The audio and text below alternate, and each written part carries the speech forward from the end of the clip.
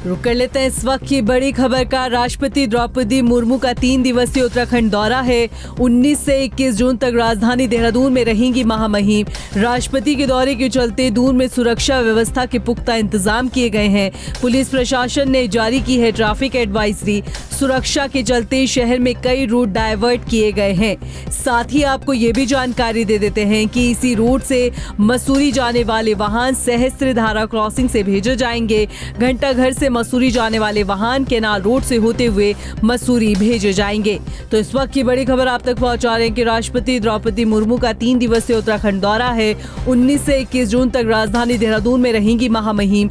राष्ट्रपति के दौरे के चलते दून में सुरक्षा के पुख्ता इंतजाम किए गए हैं। पुलिस प्रशासन ने जारी की है ट्रैफिक एडवाइजरी। सुरक्षा के चलते शहर में कई रूट डायवर्ट किए गए हैं।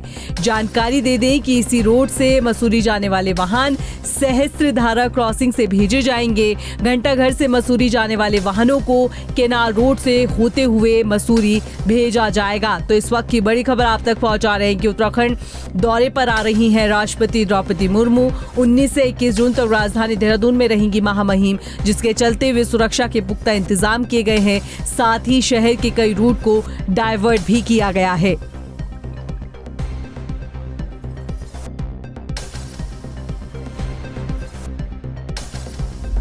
और अगली खबर का रुख कर लेते हैं। इस वक्त की बड़ी खबर राजधानी देहरादून से आप तक पहुंचा रहे हैं। आपको बता दें कि सीएम आवास परिसर में योगाभ्यास मुख्यमंत्री धामी द्वारा किया गया है। तो इस वक्त की बड़ी खबर आप तक पहुंचा रहे हैं। सीएम धामी समेत तमाम अधिकारियों और कर्मचारियों ने योगाभ्यास किया। आपको बता दें कि योगा को नियमित दिनचर्या बनाने का सीएम धामी ने आह्वान किया है। शारीरिक अभ्यास के साथ ही मन की शांति के लिए योग जरूरी है, ये सूबे के मुखिया पुष्कर सिंह धामी का कहना है। साथ ही सीएम धामी ने अंतर्राष्ट्रीय योग दिवस पर प्रदेश भर में हो रहे कार्यक्रमों को लेकर भी जानकारी दी है। तो इस वक्त की बड़ी खबर आप तक पहुंचा रहे हैं कि मुख्यमंत्री आवास परिसर में योगाभ्यास किया गया।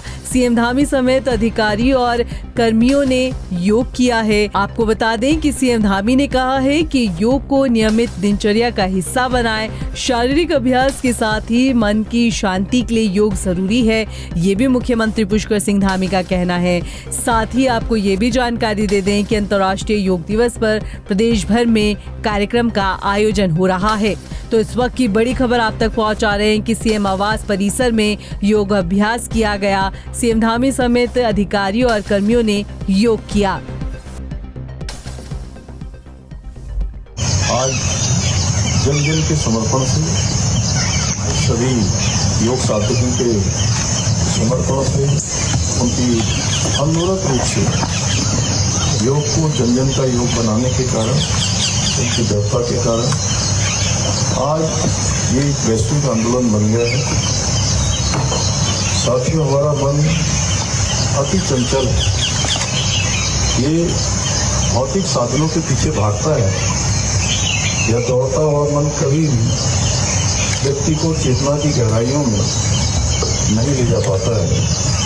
हमारे इसी अंतर्द्वंद को शांत करने की प्रक्रिया योग कहलाती है और योग से ही हमें अपने शुद्ध आत्मस्वरूप को जानने का अवसर मिलता है। यही कारण है कि आज भारत ही नहीं, विदेशों में भी योग की ख्याति बढ़ रही है और भारतीय पद्धतियों की महत्ता और वैज्ञानिकता सिद्ध हो रही है।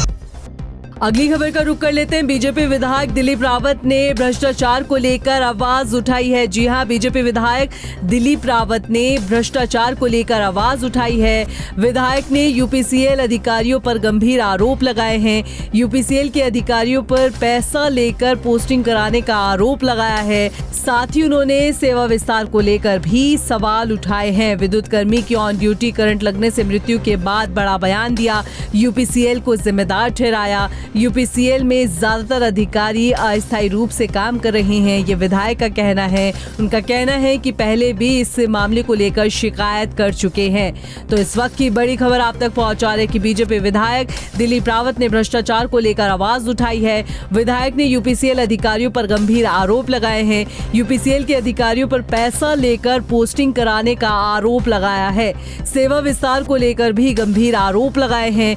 विद्युत कर्मी की ऑन ड्यूटी करंट लगने गिरने से मृत्यु के बाद ये बड़ा बयान दिया। यूपीसीएल को जिम्मेदार ठहराया। यूपीसीएल में ज्यादातर अधिकारी अस्थायी रूप से काम कर रहे हैं, यह विधायक का कहना है। साथ ही उन्होंने कहा है कि पहले भी कई बार शिकायत कर चुके हैं लेकिन अब तक संज्ञान नहीं हुआ और एक बार फिर बीजेपी विधायक दिलीप रावत ने भ्रष्टाचार को लेकर आवाज उठाई है। विधायक ने यूपीसीएल अधिकारियों पर गंभीर आरोप लगाए हैं। देखिए, मेरे यहाँ एक विद्युत कर्मी का करंट से जो है मृत्यु हो गई है ऑन ड्यूटी पे, और ये बड़ा दुर्भाग्यपूर्ण है और मैं समझता हूँ कि यूपीसीएल की बहुत घोर लापरवाही है। और मेरा तो यहाँ तक कहना है कि इस समय यूपीसीएल में बहुत बड़ी लापरवाहियाँ हो रही हैं।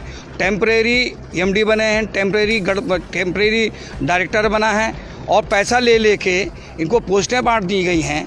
और ये समझ लो कि क्षेत्रों में अफरा तफरी है। मेरे यहाँ डिवीज़न कोई ये जेई कहीं से आ रखा है, एसडीओ कहीं से आ रखा, प्रॉपर कोई काम नहीं हो रहा है। और मेरे कई बार एमडी से कहने के बावजूद भी उन्होंने ये कार्रवाई नहीं करी। मैं समझता हूँ कि सेवा विस्तार के नाम पर मेवा ज़्यादा खा रहे हैं ये आज वर्तमान में अधिकारी।